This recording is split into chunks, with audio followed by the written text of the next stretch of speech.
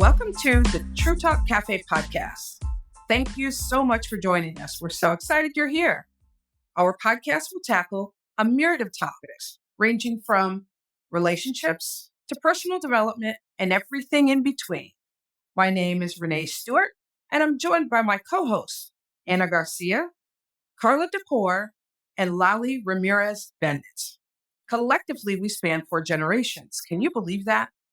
We've all experienced ups and downs in our personal lives and professional careers that have qualified us to share our unique perspectives with you, and we're excited to do so. But before we get into today's content, I wanted to let you know where you can find us on social media. On Instagram and Facebook, you can use at True Talk Cafe, and on Twitter, you can use at True Talk Cafe 1. Don't forget to like us, rate us, and leave a review. We value your feedback. We want to ensure that we are providing content that resonates with you. So please don't forget to subscribe to our podcast on whatever platform you listen to your podcasts. Spoiler alert, you will want to stay tuned to hear what our guests are going to share about this exciting topic today. Also, stick around to find out how you can join us on a live show. We would love to have you join us on one of our episodes. Now, let's get started. All right. So today we're going to talk a little bit about have you completed a skills audit? In 2023, building on your skill set has emerged as a key area of focus, not only for employers, but for individuals alike. So in today's episode, we're calling Back to School. We're going to explore the benefits of conducting a skills audit and prioritizing growth for success. So at any point in time, the starting point in the career development process is actually knowing what you're working with, right? Identifying your skills, values, interests, and preferences to determine what types of positions are of interest and would be a good fit. Obviously, if we're not happy in what we do, we're not going to produce as great as we could, right? There are many self-assessment tools out there that can be used in the process. However, these tools will not tell you what career position is a perfect match. They will help you gain some insights about yourself. And I know this weekend, Lali and I have spent a great amount of time sharing about assessments, the importance of investing time. So this podcast is in a very timely manner, right? We got to understand what we can deliver, what we can articulate, and then focus that search. Focus on what we're trying to do and evaluating options. As the conversation continues, we're going to explore why it's essential for employees to invest in themselves for personal growth and provide some tips on how to conduct your own self-audit. To add to this discussion, we have invited an expert that is very familiar with this topic and that will share his expertise and experience with us. After a successful career in developing people and delivering awesome results as a technology, sales, and operations leader in telecom, as well as financial technology industry, Stan Miller, sparked by his love for mentorship, founded Storicate. Storicate provides award-winning training programs that have taught thousands on how to upgrade their career through storytelling. Stan's work is helping early-stage startups, universities, and corporations empower their people to unlock the ability to discover and communicate their value, both in work and in life in general. Having partnered with brands and institutions such as AT&T, VMware, Cornell University, and the University of Southern California, Storicate provides executive coaching, training, and curriculum. Stan, we're so glad to have you on here with us. Welcome, and we are looking forward to hearing your thoughts and experience on this topic. Well, Lali, thank you for that great introduction. And Anna, you know how much I love you, so I'm happy to be here with you both. And let's get into it. I'm excited to be here. Typically, employees have relied on their managers solely for their career development. However, this should be a partnership effort. Tell me, Stan, why is it important for employees to invest in their own personal development and involvement? Well, that's such a great question. I think, when we are at companies and in our career, and we have a company that's willing to invest in us, many are, we should take advantage of every single one of those opportunities. And you should fully invest in yourself inside of your company and the offers and the programs that are offered. But the real investment comes and the real skin in the game comes when you start investing in yourself. And so, as someone who teaches people, trains people in the art of storytelling, what I typically see is they teach me, they being the company, will teach me skill development. They will teach me maybe how to go and get a certificate, maybe internal systems and programs, but they don't teach me a lot of times human skills, soft skills, interviewing skills, which makes sense because companies don't exactly want you looking around, but you do need those skills. You need them for your meetings, your annual reviews, your internal interviews. And so this is for me a question about whether or not you desire to take control of your career. And if the answer is yes, you should actively you should be investing at the level that you desire to achieve. And most people underinvest in this area. And so my ploy to you, if you are listening to this and you're maybe a mid-career professional, is invest in yourself. There are tools and resources out there. Make sure you vet them out, make sure they're good and they're right for you.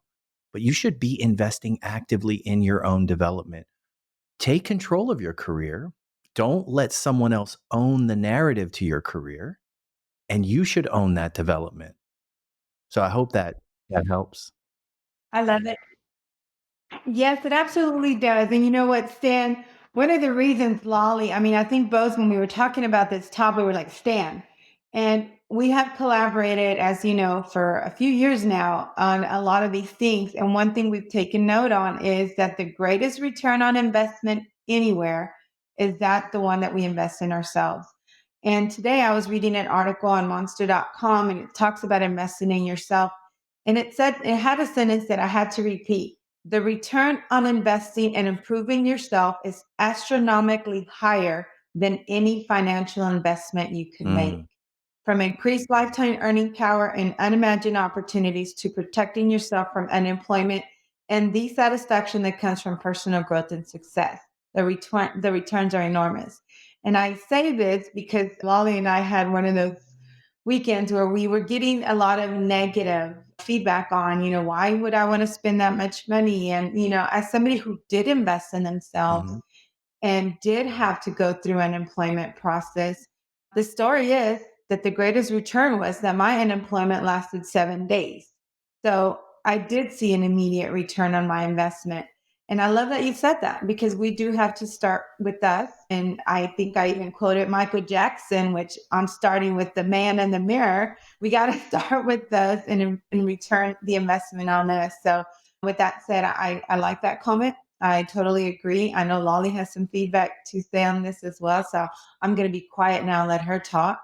On this weekend, as we had a chance to reflect on this a lot, I really think that, when it comes time to, as you know, I'm going through some career changes myself, right? And as I think about getting ready for an interview, I think, okay, what am I going to wear? What suit do I have? The reality is, the most important piece that I can invest in and is who I show up as, right? How I can answer those questions, how well prepared I am. Those aren't things that I'm going to go buy at a store. It's it's going to be things that I have spent time doing prior to that day of the interview. By the time I walk into that interview, it should be something that is in me that I can confidently express because I know who I am. And I tend to think about, very often, as I'll use women, as you all know, I'm a huge women advocate. But as women, we tend to spend a lot of money on designer clothing, designer mhm. purses, designer whatever. What about your own personal brand? What are you doing to make sure that you are the best that you can be? And it comes back to this type of investment in how you can grow yourself and how you can maximize who it is that you're supposed to be. Yeah, I love that you said that. And so I'm thinking about it. There's a few things that are floating around in my mind that I want to just bring up. One is obviously you all know that I'm a professional coach and that's what I do for a living. Right. And so there are companies that I work with that pay for their employees to go through coaching programs. And so my experience as a coach is when a company pays, people show up, but some people don't show up.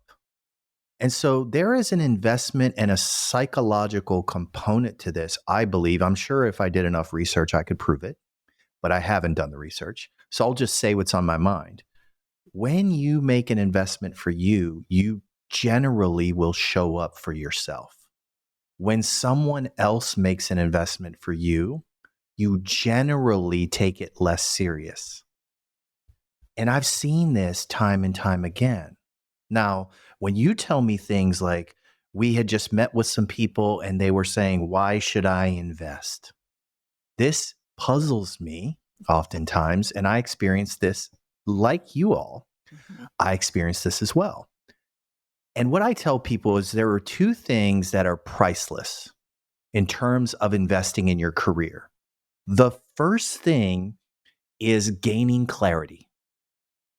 You cannot put a price on career clarity. That is like, I will invest in that all day. And anybody listening to this should, if they're not clear, make whatever investment you have to make to get clear on what you want, where you are, who you love to serve, and what you want to do next. Get clear. The second thing is, I will pay big money for a process that helps me get into self-reflection. Because it is difficult, especially when we've been in a career for many, many years. We're not triggered to get into self-reflection. We're only triggered, for sure, we're triggered when we get into our annual reviews. And what happens in annual reviews is we get into self-reflection and we forgot what we did because we haven't self-reflected all year long. And we have now a short period of time to get all of this focused energy around what we've done. And it's a stressful environment. So self-reflection, priceless, right? Clarity, double down on clarity is what I would tell people that say, why should I spend this money? It's crazy. I think, and especially as we went through the pandemic, many people have opted out of their current positions for whatever reasons. Maybe priorities have changed or whatever is important to them, right? Yet we've seen some people that have actually switched careers or maybe started their own business, that it's time for me to go do this. And without, that clarity and that direction as to where I'm going, it's kind of like you're hitting the whole big old world without any kind of plan, right? So if an employee was at a crossroads in their career, and we know that there's many people still in this situation, maybe worried about, are they going to be laid off? Is this really where I want to be? I'm not happy here. What should I do? Or maybe they're thinking of applying for promotion. What kind of steps would you recommend, Stan, that they would take to create a personal skills audit?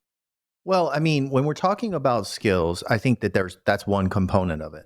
There are hard and soft skills, right? And I believe that there are also human skills. So I think there's 3 layers to this, right? If I were in a position where I were thinking about a pivot, maybe I was going to go do something entrepreneurial, something what may be considered a risk, or I wanted to navigate my way to a promotion, I would definitely tighten up the human skills. That's a given. Like the storytelling, I mean, of course I'm biased, but the storytelling, the way you present yourself to others is so critically important, right? Because this is a separator when the skills are parallel. When you're competing with someone skill for skill, certificate for certificate, human skills actually makes a difference. But I will say, I'd probably call you and Anna for an assessment because I think assessments are great because they can actually throw you into this reflection state we were talking about earlier. And it can allow you to internalize, sort of get out of your own way, right? And internalize what a tool or a resource is telling you about yourself. The truth is that we are all inside of our own Coca-Cola cans, and we're in the echo chamber. And so anything that can help me read what's on the outside label, I'm in for that. And you should be in for that because you can't read the label from the inside of the can. And so that's what I would say about that topic. Does that answer the question, Lolly? Absolutely. I think, I mean, you painted that with a visual very clearly for me, right? There is so much that can be told when you really go out and try to understand what's there. This weekend, as Anna mentioned, we were traveling together and we had a chance to sit with CEO of a company, and they had just presented at a conference and done a sharing of information. And as an outsider, I was sitting, we were having lunch, and we were completed with what they were doing. And she came back and she said, Lolly, I really would like to know what you thought about what we just did. Do you see anything that we could definitely change as an outsider? Hmm. Hmm. And I quickly thought of it, and I thought, yeah, here's a couple of different things that I think you could do differently. But I was I was truly impressed with her willingness to ask somebody outside to say, Mm. and as well to reflect on the fact that even though I wasn't there for that purpose, I quickly had some suggestions. And I think that's what that assessment does for us, right? We are so used to what we see every day and what we're used to Mhm. looking for that sometimes we miss some major things.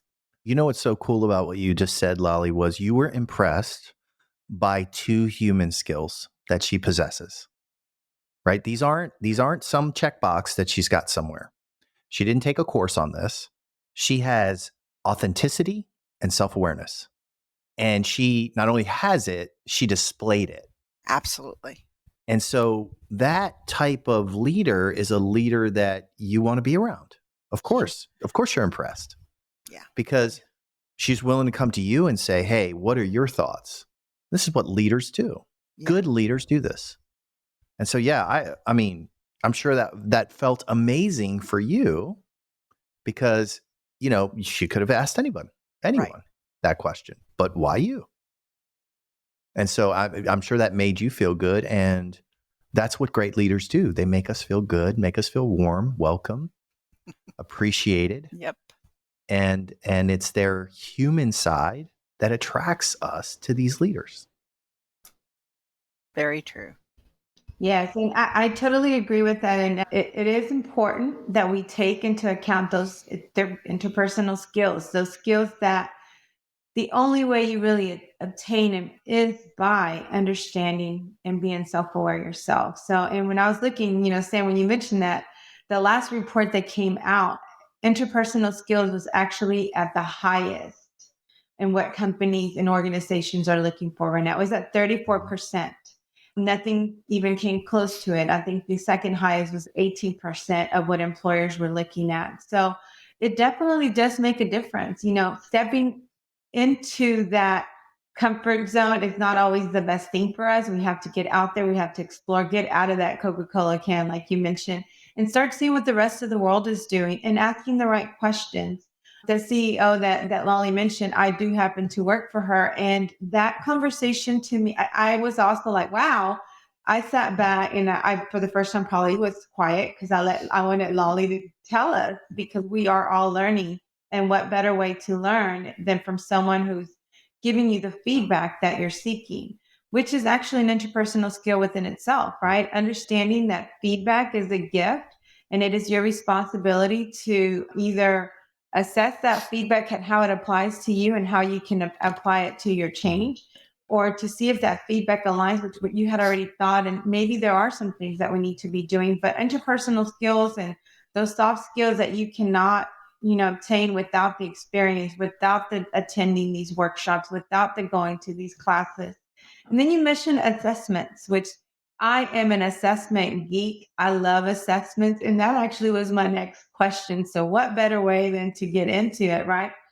So, I think career assessments can be helpful to employees when deciding on their next career move. As a matter of fact, a lot of corporations and large organizations will use assessments to select their executives and select their senior leadership, right? So, tell me some benefits of taking a career self assessment, Stan, that you would think are good to mention on this conversation.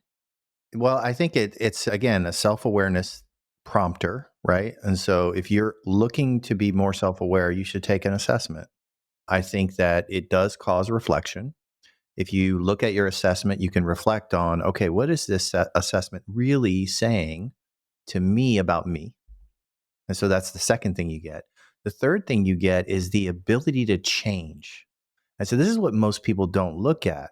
If there's something on that assessment, if you're being, in a self-aware state and you're being reflective, there's something in that assessment that stands out that you say, I don't think this is true about me.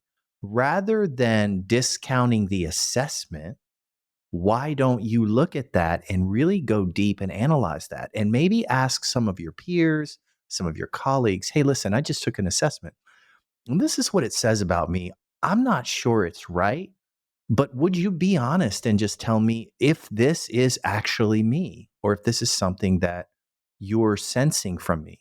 Now, there's always in assessments, what maybe it's pointing me in the right direction. What way should I go? What based on my behaviors and how I answer questions, what's it saying that I should be looking to do next? And those are all benefits. But for people who aren't clear, it's a great starting point.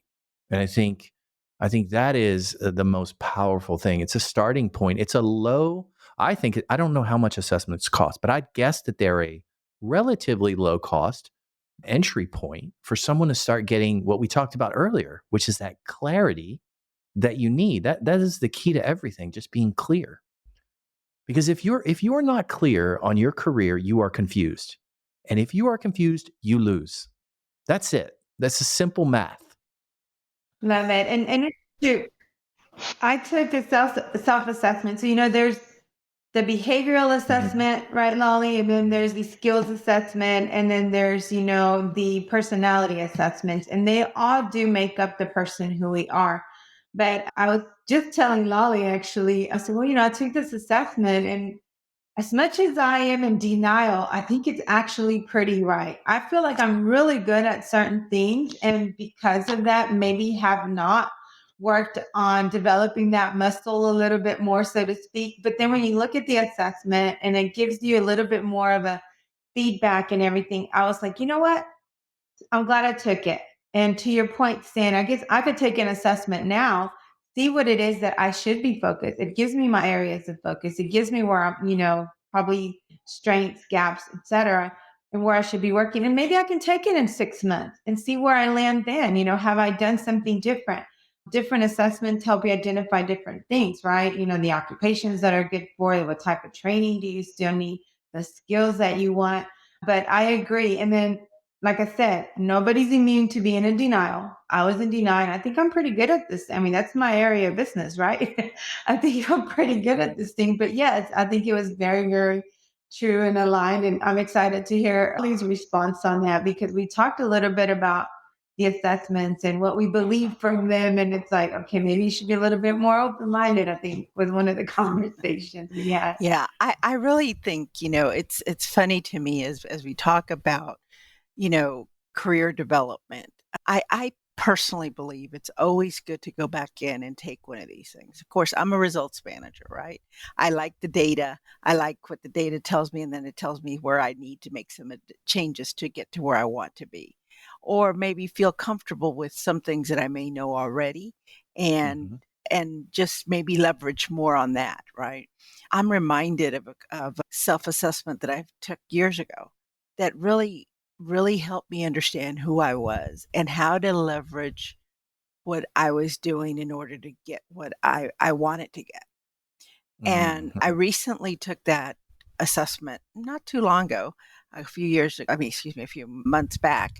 And it was neat to be able to see how much have I changed. I really wasn't very different, but it still reminded me of here's where in at this point in my life I behave in certain ways.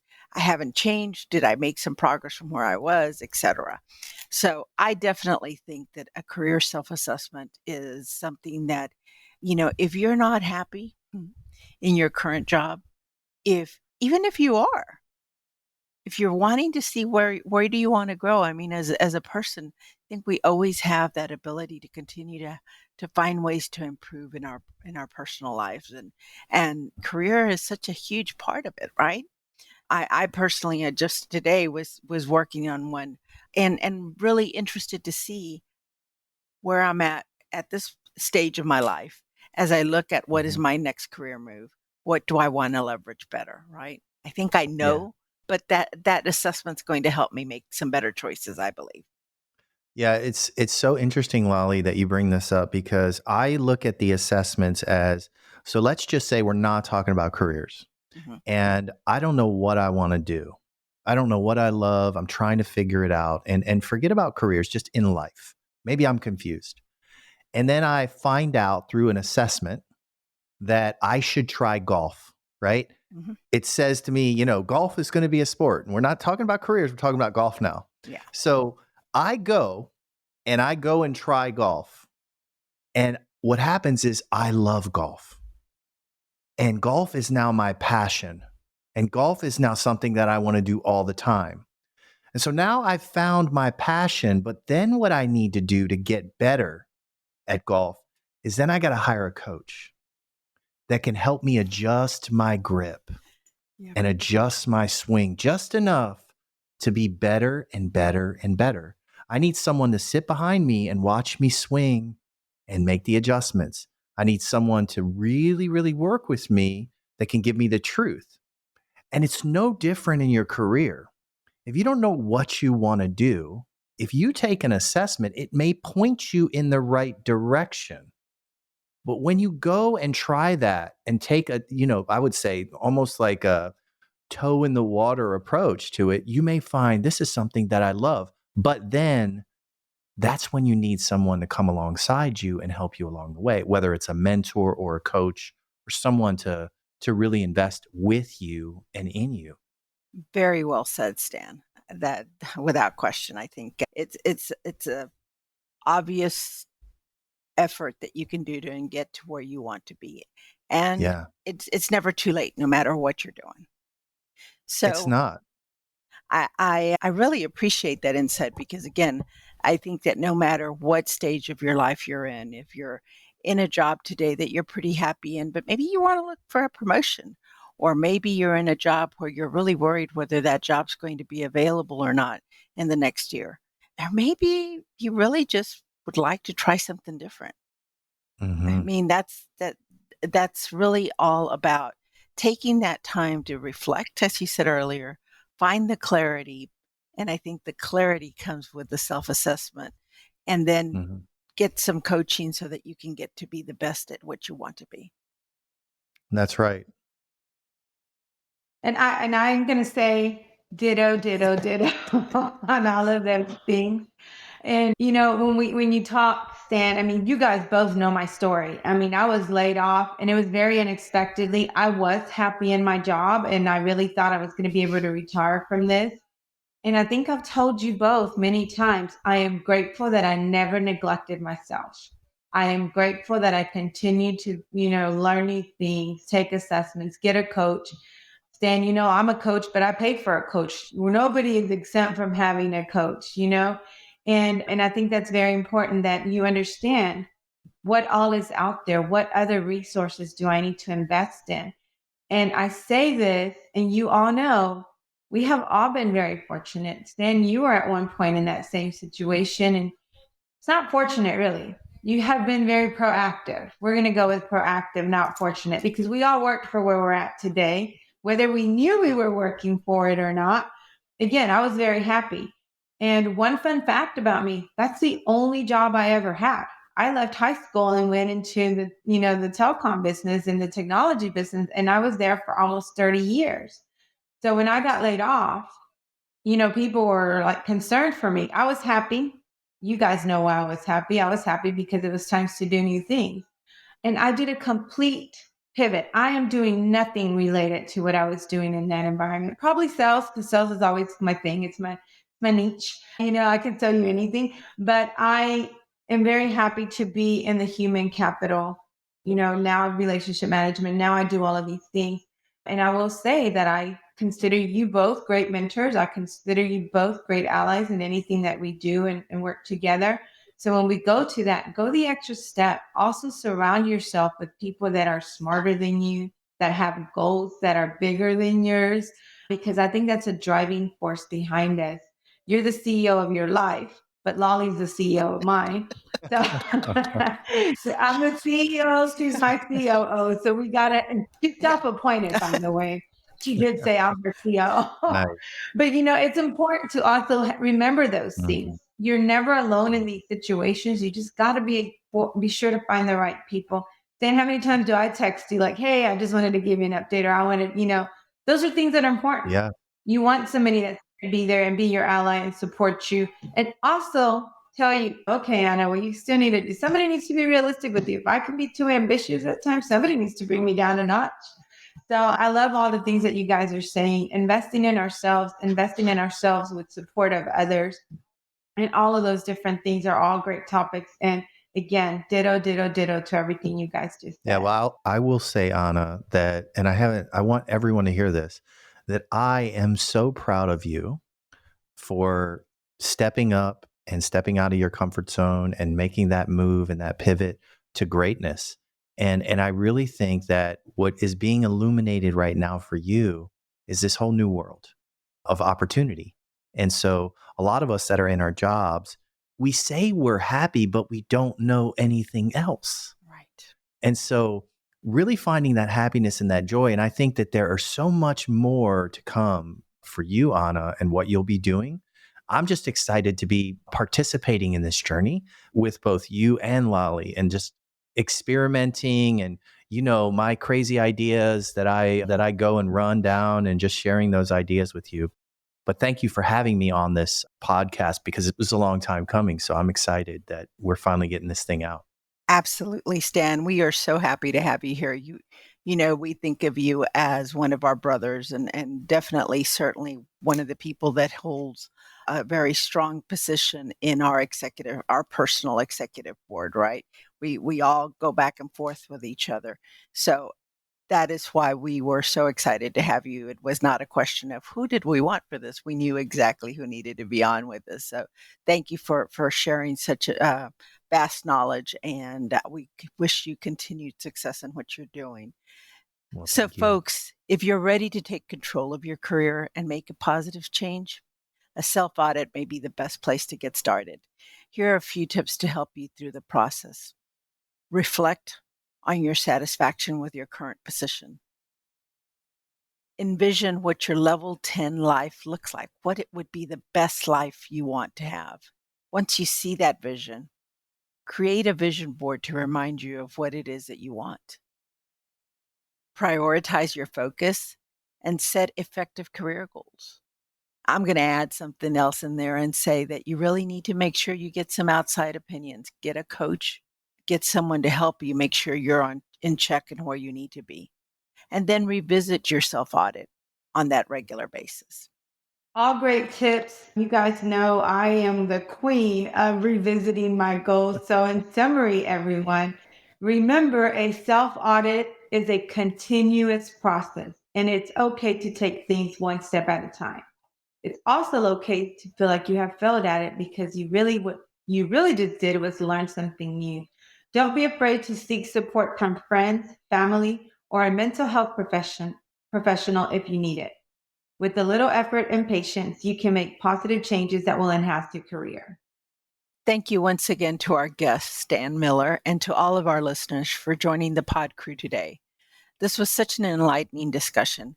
Overall, the best practice is to be intentional and strategic about creating value for your individual brand. This will help you build new skills and make positive, sustainable changes in your career. With that said, we hope you learned something new and/or came away with something of value from this topic. You can follow Stan on LinkedIn under Stan Miller, in Instagram at Career Storyteller, as well as on Facebook under Career Storyteller. His website is www.storicate.com, and Stan's email is stan@storicate.com. As promised, here's how to join us as an audience member on our next show episode. We hope you're just as excited as we are. Go to our True Talk Cafe Facebook page and send us a request to attend Season 2, Episode 9 as an audience member. Be sure to use the hashtag TTCS2 I'm going to say that again because even to say it is hard. So hashtag TTCS2EP9. We will respond to your request with our podcast web link, where you'll need to enter your preferred email for us to send the audience link to. We'll also send all audience members a reminder the day before the show's recording. It's going to be so much fun to have you join us live.